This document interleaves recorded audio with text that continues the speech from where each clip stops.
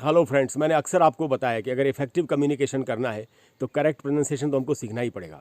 और correct pronunciation के rule सीखने के लिए इंग्लिश लैंग्वेज का जो अल्फ़ाबेट है, ए से लेकर के जेड तक जो लेटर्स हैं, उनका सही आर्टिकुलेशन यानी सही प्रोनाउंसिएशन हमको पता होना चाहिए कि कौन सा साउंड मुंह के अंदर से कहाँ से निकलता है। अब देखिए, बहुत से ऐसे साउंड्स हैं जो हिंदी और इंग्लिश में कॉमन है, दोनों में है। तो हम लोग तो हिंदी बोलने वाले लोग हैं, हम हिंदी वाला साउंड जो होता है, जिसको हम वैसे बोलते हैं, हमको लगता है कि उसका जो इंग्लिश में जो वही सेम साउंड है उसको भी वैसे ही बोलते होंगे, लेकिन ऐसा है नहीं। दोनों साउंड्स में ज़मीन आसमान का फ़र्क होता है। ऐसा ही एक लेटर, एक साउंड आज मैं आपको बताता हूँ। ये है दोस्तों इंग्लिश का टी, और इसके लिए हिंदी में है ट। तो हमको क्या लगता है कि जो हिंदी वाला ट है, इंग्लिश वाला भी टी होगा।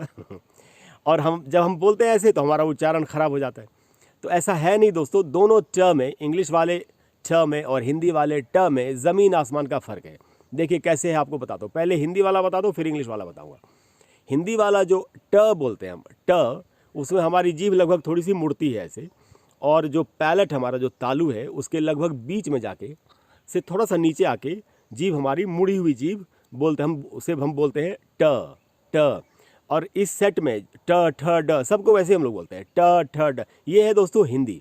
लेकिन इंग्लिश वाला जो टी है वो एक सॉफ्ट साउंड है, हिंदी वाला जो ट है वो एक हार्ड साउंड है, और इंग्लिश वाला जो टी है वो एक सॉफ्ट साउंड है। कैसे कैसे आर्टिकुलेट होगा आपको बताता हूँ। देखिए, जो आपका टिप ऑफ द टंग है, जीभ का जो आखिरी छोर है, उसको ऊपर के दांत जहाँ ख़त्म होते हैं यहाँ, उसके बाद एक उठा हुआ, ज़रा सा उठा हुआ हिस्सा है, इसको कहते हैं एल्वियोलर रिज।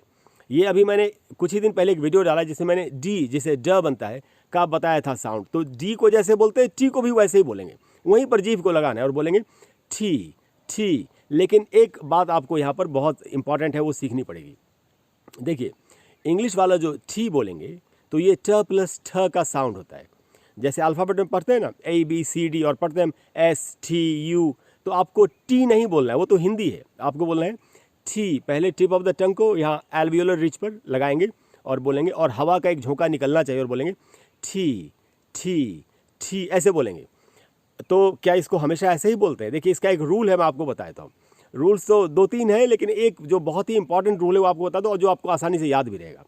इंग्लिश लैंग्वेज में अगर कोई भी वर्ड ठी से शुरू हो रहा है, यानी किसी वर्ड की शुरुआत में अगर ठी है, तो आपको उसको ट प्लस ठ बोलना है, और जीभ यहाँ पर ही रहेगी। टिप ऑफ द टंग जो है ये एल्वियोलर रिज को टच करेगा। जैसे मान लेते एक वर्ड है टेबल, तो हम पढ़ेंगे ट प्लस ठ, जीभ को यहाँ लगाएंगे और बोलेंगे टेबल टेबल। जैसे हम बोलते हैं ना लेना को, हम बोलते हैं, हमको बोलना चाहिए टेक।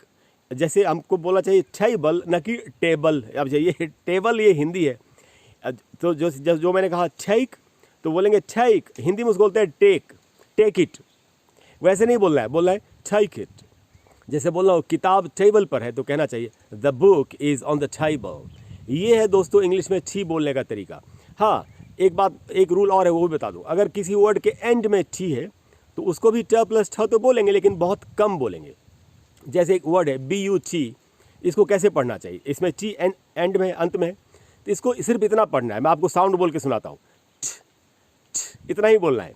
तो पढ़ेंगे बट, खत, पूरा ट प्लस ठ नहीं है, जैसे कि शुरू में होता है। शुरू में अगर है टेबल, टेक, ठा, टमाटो, ऐसे। लेकिन एंड में है तो कम बोलेंगे, ट प्लस ठ कम बोलेंगे, और शुरू में है तो ट प्लस ठ को ज़्यादा बोलेंगे। ये है दोस्तों टी को आर्टिकुलेट करने का तरीका। अगर आप बाकी सारे लेटर्स को भी कैसे आर्टिकुलेट करते हैं ये आपको सीखना हो, तो मेरे चैनल पर मेरी प्लेलिस्ट है, उसका नाम है प्रोनाउंसिएशन एंड फोनेटिक्स। उसमें ये सारे वीडियोज़ हैं दोस्तों, सारे साउंड्स के ऊपर। आप जाकर उन वीडियोज़ को देखिए, कमाल का प्रोनाउंसिएशन सीखिए, अच्छी इंग्लिश बोलिए और ज़िंदगी में आगे बढ़िए। Thank you very much.